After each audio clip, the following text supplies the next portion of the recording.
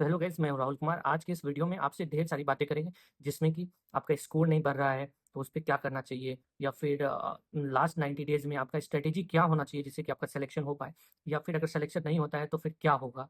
पूरा डिटेल में बात करेंगे, आपके लिए बहुत ही फ़ायदेमंद होगा। वीडियो में अंत तक बने रहना। नए हो तो चैनल को ज़रूर सब्सक्राइब करके रखना। फर्दर कोई भी एग्ज़ाम आता है तो उसके बारे में, उसका स्ट्रैटेजी, क्या गलती करते हैं, वो सब आपको धीरे-धीरे इस चैनल के माध्यम से मिलता रहेगा। ठीक है? तो चलो वीडियो स्टार्ट करते हैं। सबसे पहले बहुत सारे लोगों का एक ही कमेंट रहता है कि स्कोर कम आ रहा है तो कैसे क्या करें जो स्कोर बढ़े, ठीक है?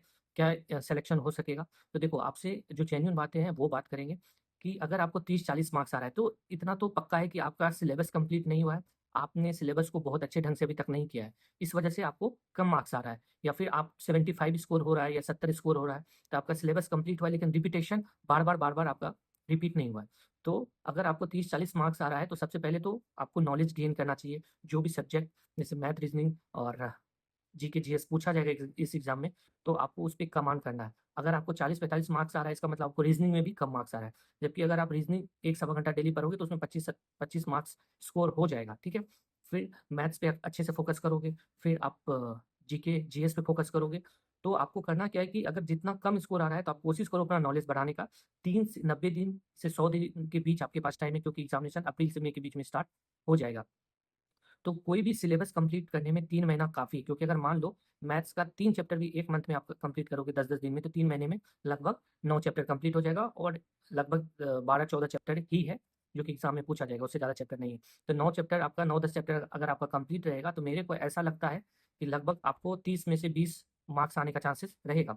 अगर 25 उसमें आ जाता है, 20 इसमें आ जाता है, तो 25-20 आपका हो जाएगा 45। उसके बाद जीके जीएस 40 मार्क्स का रहता है। अभी से लगातार आप अगर 90 डेज़ जीके जीएस पे अच्छा फ़ोकस करोगे तो 20-25 मार्क्स, वो भी 25 मार्क्स कम से कम दे देगा, तो आपको 70 मार्क्स हो जाएगा, ठीक है? फिर करंट-वरेंट अगर आप इधर-उधर देखें तो आपका स्कोर अच्छा हो सकता है। सिलेक्शन होने के लिए 3-4 महीना काफ़ी है, लेकिन थोड़ा पहले से अगर आप लगे हो या फिर अभी भी स्टार्ट करते हो, तो ये सोच के मत कभी स्टार्ट करना कि हम अभी भी स्टार्ट किए।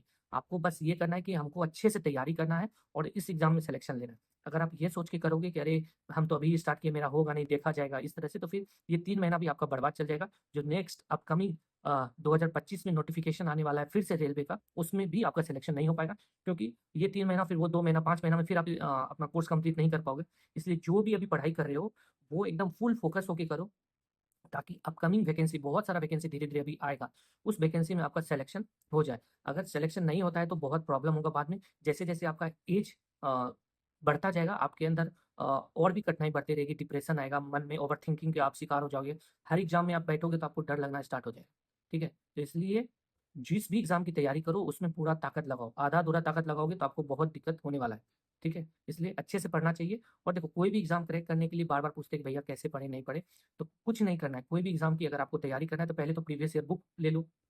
दूसरा कहानी कि कुछ चीज़ पे प्रीवियस ईयर पे डिपेंड कर सकते हो, कुछ चीज़ पे आप और भी बहुत सारा चीज़ आप को पढ़ना चाहिए, ठीक है? क्योंकि जीके जीएस बहुत फास्ट है, उसमें और अलग-अलग चीज़ पे आपको फ़ोकस करना चाहिए।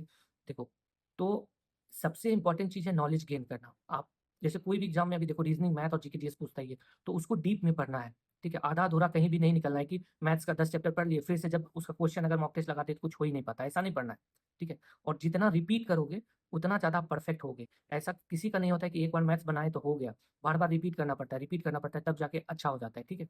और अभी आप अगर स्टार्टिंग में ही होगे तो आपको तो कम मार्क्स आएगा ही, ये एक्सेप्ट करके चलना है, और ये भी एक्सेप्ट करके चलना है कि मैक्सिमम प्रैक्टिस करेंगे तो लास्ट में जाते-जाते तक अच्छा स्कोर हो जाएगा। और जो आप लोग बार-बार कहते हो कि हम इस ज़ोन से हैं, मेरा इतना स्कोर आ रहा है, तो स्कोर अभी रूम पे कुछ भी मैटर नहीं करता, क्योंकि बहुत ऐसे लोग हैं जो रूम पे बहुत अच्छा मार्क्स लाते हैं लेकिन एग्ज़ामिनेशन में जाके बहुत दिक्कत हो जाता है, ठीक है? तो इसलिए रूम पे सिर्फ प्रैक्टिस करो और नॉलेज गेन करने की कोशिश करो ज़्यादा से ज़्यादा। अगर आपको 80 मार्क्स भी आ रहा है, प्रीवियस ईयर क्वेश्चन बना रहे हो या और कुछ में, तो आपका जो 20 मार्क्स छूट रहा है, उसको भी ध्यान करो कि आखिर कहाँ पे हमसे गलती हो रहा है, ठीक है? तब जाके आप एग्ज़ामिनेशन में अच्छा करोगे। और करंट अभी पढ़ना चाहिए या नहीं पढ़ना चाहिए, करंट के लिए ज़्यादा दिमाग नहीं लगाना है, 15 से 20 मिनट डेली कोई पिछले 1 साल का स्पीडी का या फिर और किसी का बुक आता है तो वो ले लो, थोड़ा-थोड़ा पढ़ो, किसी दिन कोई एक सब्जेक्ट को रोक दो और उसको मैक्सिमम पढ़ो। तो अभी से करते जाओगे तो लास्ट में आपको ज़्यादा दिक्कत नहीं होगा। नहीं तो फिर क्या होगा कि लास्ट में जाके आपको बहुत ज़्यादा वास्ट लगने लगेगा, फिर आप और डिप्रेस्ड हो जाओगे। मतलब क्या होगा कि आप टोटली लगेगा आपको कि हम करंट ही पढ़ें, और जो इधर का सब्जेक्ट है उस पे ज़्यादा डिपेंड नहीं रहोगे। तो फिर क्या होगा कि जो चीज़ छोड़ोगे फिर वो भूलना स्टार्ट हो जाएगा। ठीक है? तो रेगुलर रहना है, नॉलेज गेन करना है। जितना ज़्यादा नॉलेज गेन करोगे आपका स्कोर उतना बढ़ेगा, और हमेशा मॉक टेस्ट अगर आप लगाते हो तो एनालिसिस ज़रूर करना। कि आपका गलती कहाँ हो रहा है, किस क्वेश्चन को सही बना रहे हैं लेकिन उसको बनाने में लेट लग जा रहा है, उसकी वजह से 2-3 क्वेश्चन छूट जा रहा है, ठीक है? पूरा दिमाग लगा के करना है मॉक टेस्ट में, और मॉक टेस्ट अगर आज बनाते हो तो उसका कल उसका एनालिसिस क्या करना, क्योंकि अभी मॉक टेस्ट बनाने में ही हमारा दिमाग पज़ल हो जाता है। फिर अगर तुरंत उसका या फिर आज के दिन ही उसका सब कुछ करोगे तो उतना अच्छा नहीं है। नेक्स्ट डे करना और एकदम करना ही। अगर आप छोड़ते जाओगे फिर आपको लगेगा कि इससे अच्छा तो मॉक टेस्ट बना लेते, तो वैसा नहीं है भाई, ठीक है? आपको एनालिसिस करना होगा, आपको अपना गलती ढूँढना पड़ेगा कि हम कहाँ पे जाके गलती कर रहे हैं बार-बार, तभी जाके आप अच्छी जगह पे पहुँचोगे। नहीं तो फिर वही होगा, अगर सिर्फ़ मॉक टेस्ट बनाते रहोगे तो नेक्स्ट एग्ज़ाम भी वही रहेगा, मॉक टेस्ट बनते जाएगा और आप फिर से वहाँ गलती करते जाओगे। ऑनलाइन मॉक टेस्ट देना है क्योंकि ये ऑनलाइन एग्ज़ाम है, तो ऑनलाइन आपको मॉक टेस्ट देना चाहिए। टेक्स्ट बुक का देना चाहिए, ठीक है? टेक्स्ट बुक अच्छा ऑनलाइन ये कराता है, और आपको बुक तो छोड़ना ही नहीं चाहिए। टोटली मॉक टेस्ट पे भी डिपेंड नहीं होना है कि बुक छोड़ दिए, एकदम मॉक टेस्ट लगा रहे, एक दिन में 3-4 मॉक टेस्ट लगाते जा रहे, ठीक है? चाहे आपको 80 क्वेश्चन भी आपका सही हो रहा है, फिर भी आपको मॉक टेस्ट नहीं लगाना चाहिए। आपको ज़्यादा से ज़्यादा नॉलेज गेन होना चाहिए। अगर आपको मैथ्स में 30 क्वेश्चन में 25-26 क्वेश्चन हमेशा सही हो जा रहा है, तो मैथ्स को कम टाइम दो। मतलब अगर पहले 2 ढाई घंटा देते थे, तो आप 1 घंटा, लेकिन बुक को ज़रूर 1 घंटा बनाना।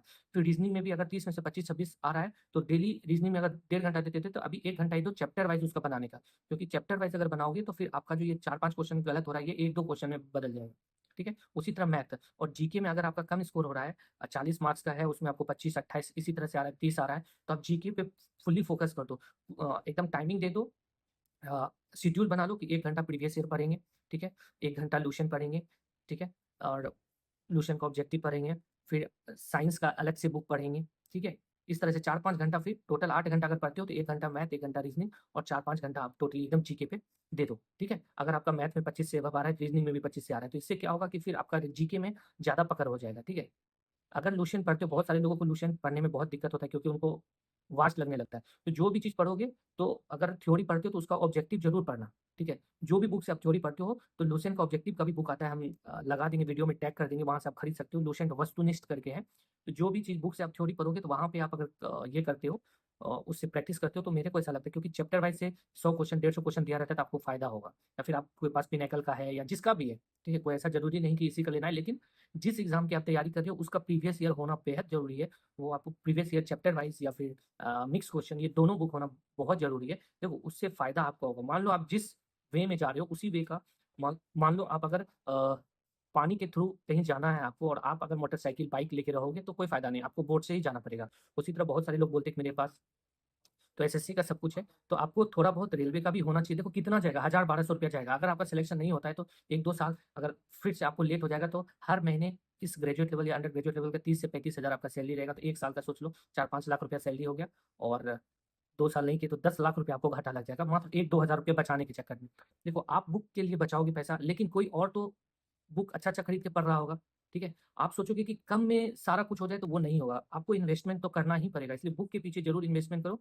हम लोग बुक खरीदने में ही गरीब हो जाते हैं। हमको लगता है कि बुक खरीद लेंगे तो हमको मतलब बहुत ज़्यादा प्रॉब्लम में आ जाएँगे। बुक खरीदने से क्या प्रॉब्लम होगा? आप ही बताओ, मान लो उसको नहीं भी पढ़ोगे तो आपके पास रहेगा, कभी मन कर गया पढ़ने के लिए, ठीक है? इसलिए डिफरेंट-डिफरेंट एग्ज़ाम का जीके का बुक रखो, उससे पढ़ो, आपको फ़ायदा होगा। और डेली 50-100 क्वेश्चन का, जैसे जीके का क्वेश्चन है, 4 ऑप्शन है, वो वाले में टिक लगा के करो, ताकि आप जो याद कर रहे हो उसमें से हो रहा है कि नहीं। वैसे टिक लगा के करोगे तो एक दिन में कभी-कभी क्या करना कि मैराथन चलना, मतलब कोई मोटा-सा बुक लाएँ, ऑप्शन वाला जीके का, उसमें मान लो 50 सेट, 60 सेट है, तो आप एक दिन में 25 सेट वैसा जीके बना देना। किसी दिन कोशिश करना कि हमको सिर्फ़ जीके को ही बनाना है, जो गलती होगा उसको राउंड अप करते जाना, और फिर नेक्स्ट डे में 25 सेट जीके का बनाना है, तो वो बुक आपका 2-3 दिन में खत्म हो जाएगा। तो फिर जो उसमें गलती हुआ है, फिर उस बुक को क्या करना, धीरे-धीरे पढ़ना स्टार्ट करना, 1 दिन में 3 सेट, 4 सेट, ठीक है? 2-3 बार उसको पढ़ के 10 दिन में उसको खत्म कर देना, ठीक है? ऐसा-ऐसा वाला, फिर और कोई एग्ज़ाम का आपको वैसे ही ऑप्शन वाला है, उसको बनाएँ, 1 दिन में 10-15 सेट बनाएँ। ये मतलब एक टाइमिंग रख लेना कि संडे को ऐसे करना है, चाहे इस दिन ऐसे करना है, तो उससे क्या होगा कि आपका जो तैयारी का जो लेवल है, वो अचानक बढ़ जाएगा, ठीक है?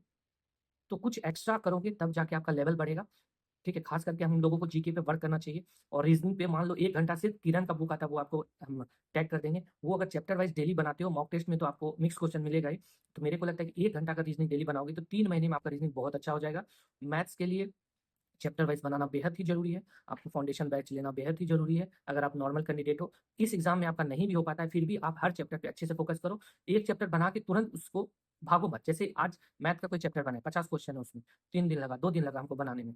फिर वही क्वेश्चन को, फिर से 50 क्वेश्चन को, कम से कम हर चैप्टर को एक टाइम में 2 बार बना के निकलना, ठीक है? और एकदम ध्यान करना कि क्या प्रोसेस है, किस प्रोसेस के थ्रू वो बनता है। क्वेश्चन हम लोग जो है, क्वेश्चन जो बोलता है वही नहीं समझ पाते हैं कि क्वेश्चन क्या बोल रहा है, क्वेश्चन में क्या दिया हुआ है। जैसे कुछ भी क्वेश्चन में दिया हुआ है, अगर आपसे क्वेश्चन नहीं बनता है तो आप लिखो कि क्वेश्चन में ये दिया हुआ है, क्वेश्चन में ये निकालने के लिए बोला है। फिर उसपे सोचना कि कैसे निकाला जाएगा, क्या फ़ॉर्मूला यूज़ होगा इसमें, तब जाके मैथ अच्छे से बनेगा, ठीक है? तुरंत ऐसा नहीं कि एक बार बना लिए फिर दूसरे चैप्टर में चले गए, नहीं।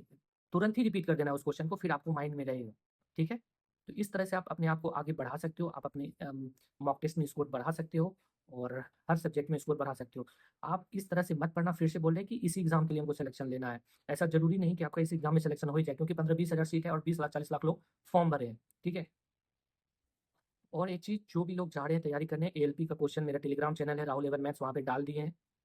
आप वहाँ से एएलपी का जो अभी एग्ज़ाम हुआ है उसमें कैसा क्वेश्चन पूछा है रेलवे, वो देख लोगे तो आपको फ़ायदा मिलेगा। वहाँ से आप कोशिश करना रीज़निंग-वीज़निंग बनाने का, ठीक है? आपको लगेगा कि ये इतना चीज़ बोल रहा है करने के लिए, नहीं, कम-कम टाइम देके मैक्सिमम चीज़ हम लोग कर सकते हैं, ठीक है? याद हो या नहीं हो वो मत सोचना है, आप कम-कम टाइम देके लगातार रेगुलर वे में करोगे तो 1-2 बार करने के बाद सब कुछ याद हो जाएगा, ठीक है? क्योंकि ये जो एग्ज़ाम है ये लंबा एग्ज़ाम है, पीटी होगा, मेंस होगा, मेंस में और आपको मेहनत करना पड़ेगा, ठीक है? पहले पीटी पास करना है, पीटी में मेहनत करना है, मेंस में और मेहनत करना है, ठीक है?